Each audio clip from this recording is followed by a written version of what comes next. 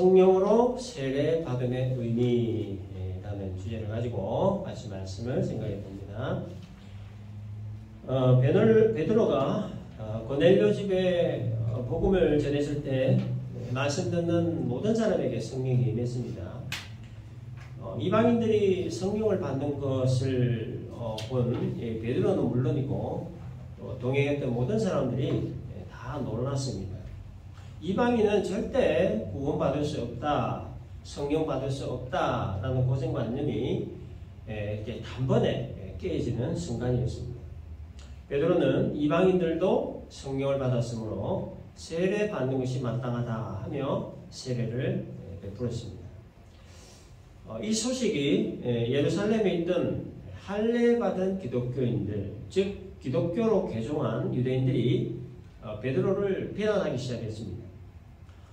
할례 받은 자가 할례 받지 않은 자의 집에 들어가 함께 먹는다는 이유 때문이었습니다. 함께 먹는다라는 것은 이방인과의 교제를 말하는 거예요. 이방인들과 말하는 것조차 거부했을 정도로 이방인을 경멸했던 유대인들 입장에서는 베드로가 이방인들과 함께 식사를 했다는 것은 용납을 할 수 없는 일이었고 또 법으로도 유대 법으로도 금지했던 일이었습니다. 그래서 이 사실을 베드로도 잘 알고 있었기 때문에 베드로가 고넬료 집에 처음 왔을 때 사도행전 10장 28절에서 이런 얘기 한 거예요. 유대인으로서 이방인과 교제하며 가까이 하는 것이 위법인 줄은 너희도 알거니와. 위법이라고 하는 것을 유대인도 알고 이방인도 알고 있다 그런 거죠. 이방인과 교제하는 것이 위법이기 때문에 베드로를 비난했던 것인데 그런데 베드로가 이방인들과 함께 밥 먹은 것 가지고 비난한 것은 이거는 사실 표면적인 비난이었고 이들이 베드로를 비난했던 진짜 이유는 이방인들에게 세례를 주었던 것 때문이었습니다. 세례를 주었다는 것은 이거는 구원의 증표예요. 따라서 하나님의 백성이라고 하는 것을 의미하는 것인데 아니 어떻게 하나님이 이방인의 하나님이 될 수 있느냐 하는 겁니다. 자고로 구원이라고 하는 것은 아브라함의 후손들만 받는 것인데 어떻게 아브라함 후손이 아닌 자들이 구원받을 수 있느냐, 어떻게 하나님 백성 될 수 있느냐, 이렇게 아주 반발을 거세게 했던 거예요. 예수님도 같은 비난을 받으신 적이 있으셨습니다. 누가복음 15장 1절 이하에 보면 유대인들이 죄인의 대명사로 불렀던 세리들과 또 다른 죄인들이 예수께 왔을 때 바리새인과 서기관들이 뭐라 했냐, 이 사람이 죄인을 영접하고 음식을 같이 먹는다 이렇게 비난했습니다. 또 누가복음 5장 30절에서도 예수님이 그 세리들과 함께 집에서 잔치를 베푸는 것을 보았어요. 그래서 이 바리새인 서기관들이 또 이렇게 얘기합니다. 너희가 어찌하여 세리와 죄인과 함께 먹고 마시느냐, 뭐 이렇게 또 비난을 했습니다. 구원은 오직 유대인들만 받는다는 그 절대적인 믿음을 가지고 있었던 자들 입장에서 예수님이 죄인의 대명사인 세리들과 죄인들과 함께 식사를 하시고 무엇보다 또 죄인들에게 구원을 베푸신 것은 용납할 수가 없는 일이었습니다. 하나님이 아브라함에게 하늘의 별과 같이 또 바다의 모래와 같이 많은 자손을 주겠다. 적과 꿀이 흐르는 가나안 땅을 지어 살게 하겠다. 이런 언약을 하셨고 그 언약의 표징으로 할례를 맹하셨어요. 이 언약에 따라 아브라함을 비롯해 지방에 있던 모든 남자가 다 할례를 행했던 것이고 할례 행했던 그 징표가 하나님의 언약 백성임을 증명하는 명백한 증거이기 때문에 따라서 할례 받지 않은 이방인들은 아브라함과 아무 관계가 없는 사람들, 구원과는 아무 관계 없는 사람들이라는 의식이 이 유대인들의 그 의식 속에 뼛속 깊이 박혀 있었던 겁니다. 그렇기 때문에 유대인은 이방인들과 밥도 먹어서 안 되고 교제를 나눠서도 안 되고 어떤 관계도 맺으면 안 된다는 이런 생각을 아주 깊이 하고 있었던 겁니다. 그리고 유대인은 모세 율법서, 모세오경이라고 그러죠. 창세기, 출애굽기, 레위기, 민수기, 신명기 이렇게 모세가 기록한 5가지 성경만을 유대인들의 경전으로 인정을 하고 율법에 기록된 하나님의 말씀을 지키고 순종하면 복을 받고 구원을 받는다. 그런 믿음을 가지고 있었던 겁니다. 초대 예루살렘 교회는 기독교로 개종한 유대인들이 많았지만 그러나 그때까지만 해도 아직까지 그 신학 체계가 이루어지지 않은 상태이기 때문에 비록 기독교로 개종은 했지만 여전히 그 유대 사상이 그들의 생각을 지배하고 있었던 겁니다. 따라서 이방인들이 기독교인이 되려고 하면 모세율법을 먼저 배우고 교육과 훈련 받고 유대인이 먼저 되고 난 뒤에 그 다음에 그리스도인이 될 수 있다. 이렇게 믿었던 겁니다. 그런데 베드로가 이방인 동네 가이사랴에 들어가서 할례받지 않은 고넬료와 그 집안 사람들과 함께 식사를 하고 교제를 나누고 복음 전하고 세례까지 베풀었다고 하니까 유대인 기독교인들은 이걸 받아들일 수 없었던 겁니다. 그래서 베드로는 자기가 어떤 경위로 이런 일을 하게 되었는가에 대해서 아주 찬찬히 설명을 합니다. 큰 보자기 같은 그릇이 자기 앞에 내려왔다. 그 안에는 각종 부정한 짐승들이 있었는데 그 부정한 짐승을 잡아먹으라고 하셔서 자기는 부정한 것을 안 먹는다고 말했고, 그러나 하나님은 하나님이 깨끗하게 하신 것을 부정하지 말라고 하셨다. 그 후에 고넬료가 보낸 사람들과 함께 고넬료 집에 갔더니 사람들이 모여 있었고, 그래서 그들에게 복음을 전했고 복음 들은 사람들이 성령 받았고 그래서 세례 주었다. 이렇게 자초지종 차분하게 되어진 일을 설명을 했습니다. 그리고 베드로는 17절에서 그런즉 하나님이 우리가 주 예수 그리스도를 믿을 때에 주신 것과 같은 선물을 그들에게도 주셨으니 내가 누구이기에 하나님을 능히 맡겠느냐, 이런 얘기를 합니다. 이방인이든 유대인이든 하나님이 구원을 주시고자 하시면 주시는 것이고 성령을 주시고자 하시면 주시는 것이고 세례를 베풀고자 하시면 베푸시는 것이다. 하나님의 구원의 역사는 아무도 막을 수 없다. 이건 하나님의 절대 주권이다. 이런 의미의 말을 했던 겁니다. 베드로의 설명을 다 들은 유대인 기독교인들이 반응에 대해서 18절을 보면 그들이 이 말을 듣고 잠잠하여 하나님께 영광을 돌려 이르되 그러면 하나님께서 이방인에게도 생명 얻는 회개를 주셨다 하면서 놀라움을 금하지 못했습니다.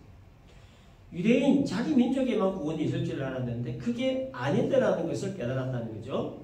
이방인에게도 구원이 임하고 성령이 임하고 따라서 하나님은 이방인의 하나님도 되신다 하는 것을 깨달았던 겁니다. 그래서 편견과 고정관념이 한순간에 무너지게 되었던 겁니다. 이게 이제 오늘 본문 내용인데요. 그래서 오늘 본문을 통해서 우리가 좀 배워야 될 몇 가지 교훈이 있습니다. 몇 가지 메시지가 있습니다. 첫 번째 메시지는 하나님의 구원의 역사는 그 무엇으로도 막을 수 없다는 거예요. 예수님 부활과 승천 이후 2000년 기독교 역사에 교회를 탄압하지 않았던 시대가 없었지요. 예수 믿는 자들을 핍박하지 않았던 시대가 없었습니다. 지금도 방법만 좀 다를 뿐이지 여전히 이 기독교 핍박과 탄압은 끊이질 않고 있습니다. 그러나 그럼에도 불구하고 하나님의 구원의 역사는 계속 진행되고 있다는 거예요. 절대로 멈출 수 없고 끊을 수 없는 하나님의 역사, 그것이 바로 구원의 역사라는 거예요. 일제강점기 때 기독교 탄압이 극에 달했을 때에도 구원의 역사는 중단되지 않았습니다. 공산체제의 기독교 탄압에도 역시 구원의 역사를 멈출 수 없었어요. 지금도 여전히 구원의 역사는 진행되어 가고 있습니다. 구원의 역사는 하나님의 절대 주권으로 이루어지는 일이기 때문입니다. 그래서 베드로가 선언한 17절 말씀, 내가 누구이기에 하나님을 능히 맡겠느냐. 내가 누구이기에 어느 누구도 하나님의 구원의 역사는 막을 수 없다라는 의미의 말이죠. 그러나 분명한 사실 하나는 하나님의 구원의 역사를 방해하고 막으려는 악한 세력들은 항상 있어 왔다는 거예요. 그래서 악한 세력들의 방해로 인해 혼란이 오기도 하고 그래서 막 고통이 오고 그런다는 거예요. 그래서 에덴 동산의 그 평화가 끼어진 것은 하나님을 거역했기 때문이었고 하나님을 거역한 결과 하나님이 세우신 질서가 다 깨져버렸습니다. 그 후유증으로 혼란이 오고 고통이 찾아오게 되었던 거예요. 그래서 하나님을 거역하는 곳에는 항상 무질서가 있고 혼란이 있고 그리고 고통이 따른다는 거예요. 사람에게 죽음이 오고 고통이 오고 죄가 오고 타락이 오고 혼란이 오고 온갖 정신적 육체적 병이 오는 근본적 이유가 바로 여기에 있는 겁니다. 하나님을 거역하고 그로 인한 무질서로 인한 혼란, 이것 때문이라는 거예요. 따라서 무질서로 인한 혼란은 하나님을 들어보지 않는 자들이 하나님을 거역한 결과물이라는 거예요. 그래서 이 악한 영의 세력들은 기본적으로 질서를 좋아하지 않습니다. 질서를 깨뜨리는 걸 항상 좋아해요. 혼란스럽게 만들고 방종을 부추기는 게 주특기입니다. 그래서 세상을 온통 무질서하게 만들고 혼란스럽게 하는 거, 이게 이들의 그 목표라는 거예요. 그래서 디모데후서 3장 1절에서 이런 말씀을 기록하고 있습니다.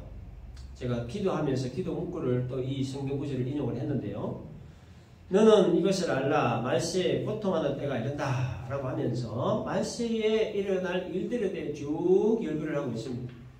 사람들이 자기를 사랑하며 돈을 사랑하며 자랑하며 교만하며 비방하며 부모를 거역하며 감사하지 아니하며 거룩하지 아니하며 무정하며 원통함을 풀지 아니하며 모함하며 절제하지 못하며 싸나우며 선한 것을 좋아하지 아니하며 배신하며 조급하며 자만하며 쾌락을 사랑하기를 하나님 사랑하는 것보다 더하며 경건의 모양은 있으나 경건의 능력은 부인하니 이렇게 말씀하고 있습니다. 하나도 예외 조항이 없습니다. 2000년 전에 기록한 이 말씀이 지금 그대로 예외 없이 나타나고 있는 현상들이에요. 그래서 이 모든 특징들은 전부 하나님 창조 질서를 깨뜨리고 그로 인해서 사람들 마음을 이렇게 혼란스럽게 하는 것들이에요. 그래서 말세의 특징을 한마디로 딱 표현하라고 하면 무질서와 혼란이라는 거예요. 무질서, 혼란. 하나님을 거역함으로 야기된 무질서와 혼란의 시대를 우리가 지금 살아가고 있다는 거예요. 하나님이 만드신 남녀의 질서 깨뜨려요. 가정 질서를 깨뜨림으로 인해서 혼란이 오고 있습니다. 이미 왔죠. 또 절대 진리를 상대 진리로 만들어 버림으로 인해서 또 혼란이 찾아왔습니다. 가치관의 혼란, 인생 간의 혼란, 세계 간의 혼란 등등등 하나님과의 있던 질서 이거를 파괴하고 깨뜨리는 것. 이게 바로 하나님을 거역하고 대항하는 악한 사람의 목표라고 하는 겁니다. 그래서 악한 영들의 세력들은 하나님과의 관계의 그 질서를 깨뜨림으로 하나님의 구원의 역사에 사람들이 동참하지 못하도록 집요한 방해 공격을 하지만 그러나 그러함에도 하나님의 구원의 역사는 계속 진행되어 가고 왔고 또 지금도 진행되어져 가고 있고 또 앞으로도 지속적으로 주님 오시는 그날까지 진행되어져 갈 것입니다. 역사의 주권자가 하나님이시기 때문입니다. 그래서 악한 세력들이 아무리 방해를 할지라도 역사를 주관하시는 분이 하나님이시므로 하나님의 구원의 역사는 절대 막을 수 없다는 것. 이것이 첫 번째 메시지입니다. 두 번째 메시지는요. 버려야 할 고정관념이 있고 절대로 버려서는 안 되는 고정관념이 있다는 겁니다. 유대인들이 비록 기독교로 개종을 했을지라도 이방인은 절대 구원받지 못한다. 할례받지 않는 사람은 하나님의 백성 될 수 없다는 고정관념에서 빠져나오지를 못했습니다. 그래서 여러분 참 이 무서운 것 중에 하나가 고정관념이에요. 머리에 뭔가 한번 딱 꽂히면 그게 다인 줄 아는 거예요. 이게 참 고치기가 쉽지 않은 겁니다. 상황도 변하고 환경도 변하고 사람도 변하고 시대도 변하고 모든 것이 다 변했는데 한번 굳어져 버린 생각은 웬만해서는 잘 안 풀어지는 게 이게 고정관념이라. 메시아는 이스라엘을 로마로부터 정치적 독립을 시킬 때는 온다라고 하는 것에 대한 고정관념. 메시아는 유대인을 위한 메시아이지 이방인을 위한 메시아가 아니다라고 하는 고정관념. 이 고정관념을 풀지 못했다는 거예요. 그래서 결국 예수님을 죽음으로 몰고 갔던 겁니다. 만일 예수님 시대의 그 유대인들이 메시아에 대한 고정관념을 그때 당시 깨뜨렸다고 하면 어떻게 되었을까요? 성경 역사, 세계 역사, 인류 역사가 완전히 달라졌어요. 그래서 고정관념을 깨뜨리면 세계 역사를 바꿀 수 있을 정도로 그 파급 효과가 엄청난 건데 그런데 정작 고정관념에 빠져있는 당사자는 자기에게 고정관념이 있다는 것을 인식하지 못하거나 인정하지 않는다는 거예요. 그래서 고정관념을 가지게 될 때 나타나는 가장 큰 특징이 하나 있는데 그 뭐냐면 전통을 본질보다 더 중요시 여긴다는 거예요. 본질보다 전통을 더 중요시 여긴다는 거예요.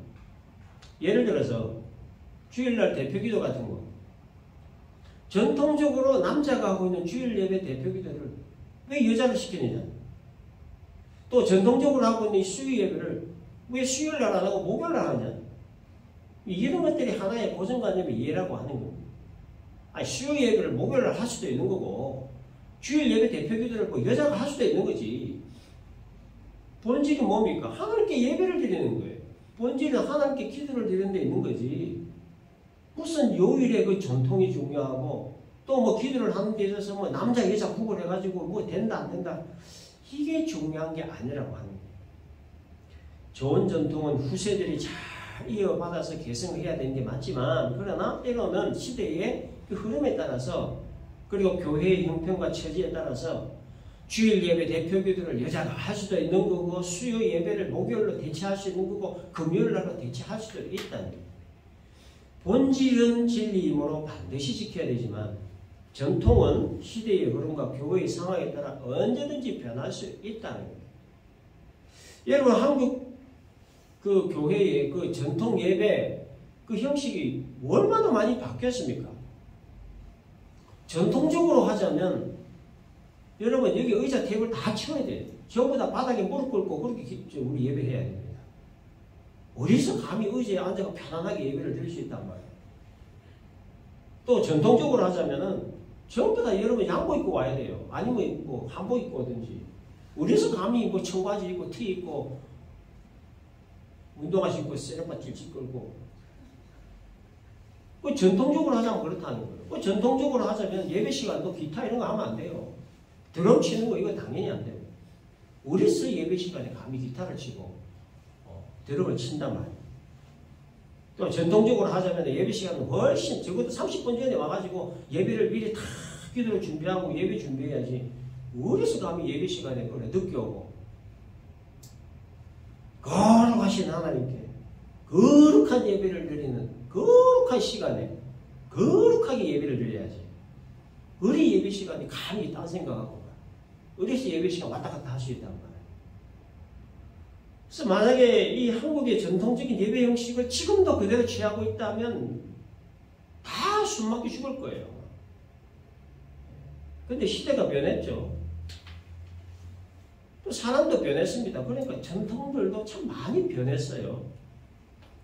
100년 전 말씀이나 오늘의 말씀이나 말씀은 그대로예요. 진리도 그대로고 본질도 그대로인데, 그러나 이 전통들은 시대에 따라, 시대의 흐름에 따라 참 많이 변하고 바뀌고, 지금도 시시각각도 변하고 있습니다. 뭐 코로나 이 사태 이후에 예배 얼마나 많이 바뀌었어요. 그 코로나 전에는 싫든 좋든 보기 싫은 사람이 있든 없든 자원 그래도 교회에 와서 예배를 드려야 된다라고 했는데, 그래도 뭐 억지로라도 교회에 왔는데 뭐 코로나 뭐 온라인 예배 이게 막 말씀드려가지고 뭐 집에 앉아갖고 편하게 뭐 온갖 유명한 목사들 설교 다 듣고, 근데 본인의 그 교회 담임 목사 설교는 뭐죠? 귀에 안 차는 거죠. 귀는 엄청 고급스러워져서 이렇게 이제 예배 형식이 이렇게 바뀌어 가는 겁니다. 시대의 흐름에 따라서. 예수님도 제자들이 떡 먹을 때 손 씻고 먹는 전통을 어겼다. 이렇게 바리새인들이 항의했죠. 그 항의에 대해서 예수님이 뭐라 했습니까? 너희는 어찌하여 너희의 전통으로 하나님의 계명을 범하느냐. 이렇게 응대하신 적이 있습니다. 뿐만 아니라 예수님은 공생의 기간 내내 바리새인들, 서기관들, 그리고 대제사장들, 율법학자들과 부딪히면서 하셨던 일이 뭐냐. 이들의 그 고정관념을 깨뜨리는 일이었어요. 너희의 전통은 장로의 유전에 이르하다고 하지만 하나님의 말씀의 본질은 이런 것이다. 3년 동안 이들의 그 고정관념을 깨뜨리시는 일들을 하셨어요. 그런데 이들은 자기들 그 전통 포기할 마음이 없었어요. 끝까지 그 전통 고수하기 위해 가지고 예수님 찾아다녔던 겁니다. 그래서 고정관념의 무서움이 바로 여기 있는 거예요.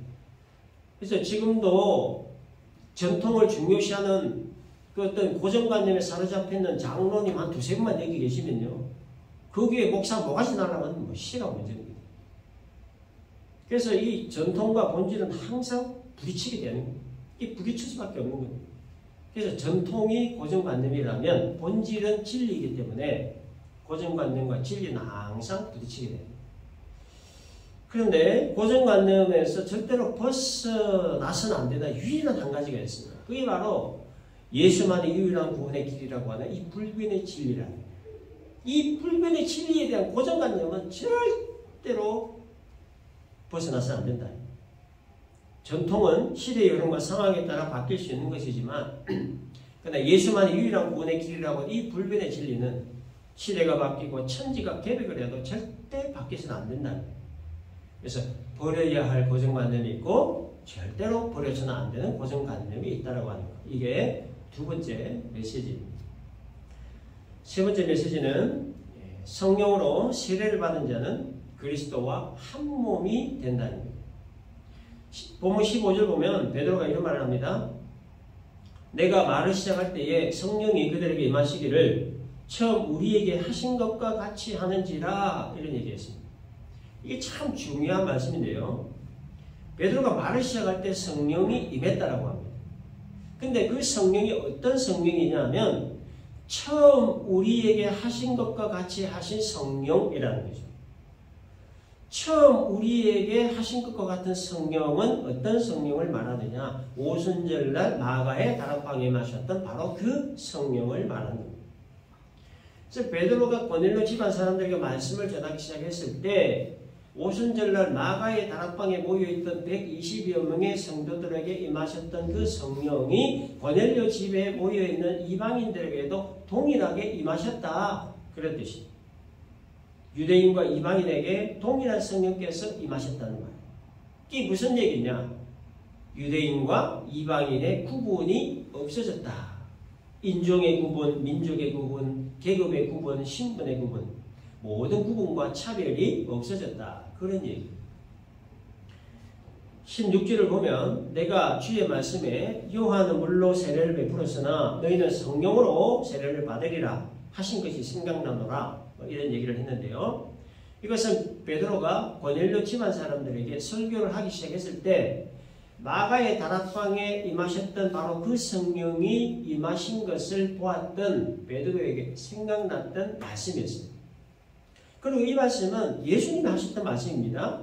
사도행전 1장 5절에 보면 요한은 물로 세례를 베풀었으나 너희는 몇 날이 못되어 성령으로 세례를 받으리라. 근데 성령으로 세례를 받는다라고 하는 이 말은 예수님 오시기 이전 세례 요한이 먼저 했던 말이었어요. 마태복음 3장 11절 보면 나는 너희로 회개하게 하기 위하여 물로 세례를 베풀었거니와 내 뒤에 오시는 이는 나보다 능력이 많으시니 나는 그의 신을 들기도 감당하지 못하겠노라. 그는 성령과 물로 너희에게 세례를 베푸실 것이요. 세례 요한이 먼저 했던 얘기입니다. 세례 요한이 사람들에게 세례를 주는 목적은 회개하게 하기 위하여 라고 합니다. 나는 너희로 회개하게 하기 위하여 할 때 너희는 이게 유대인들을 말합니다. 그러나 유대인에게는 아브라함의 자손이기 때문에 회개라고 하는 개념 자체가 이들에게는 없었습니다. 회개를 한다는 것은 죄가 있다는 것을 전제하는 말이죠. 꼭 죄인이라고 하는 뜻인데 그러나 유대인들의 의식 속에는 이런 게 없었습니다. 죄인이나 회개라고 하는 그런 개념이 없었고 따라서 구원을 받아야 할 존재라고 하는 그 개념 자체가 없었습니다. 아브라함의 자손이므로 당연하게 태어날 때부터 자연적으로 구원받은 하나님의 백성이다 이런 의식을 가지고 있었다는 거예요. 근데 세례 요한이 죄를 씻어야 된다. 회개해야 된다. 그래야 구원받는다. 그래서 나는 너희를 회개하게 하기 위하여 물로 세례를 베푼다. 라는 얘기를 했던 거고 또 그러나 내 뒤에 오신 분이 한 분 계신다. 그분은 성령과 불로 너희에게 세례를 베풀 것이다. 이런 얘기를 한 겁니다. 그래서 이 베드로가 고넬료 집안 사람들에게 설교를 시작했을 때 오순절날 마가의 다락방에 임하셨던 바로 그 성령이 임하신 것을 보고 예수께서 하셨던 바로 이 말씀이 기억이 났다는 거죠. 주의 말씀에 요한은 물로 세례를 베풀었으나 너희는 성령으로 세례를 받으리라 하신 것이 생각났다는 거예요. 그래서 여러분 이 성령으로 세례를 받는다 이 말 속에는 한 몸이라고 하는 의미가 있습니다. 고린도전서 12장 13절을 보면 우리가 유대인이나 헬라인이나 종이나 자유인이나 다 한 성령으로 세례를 받아 한 몸이 되었다.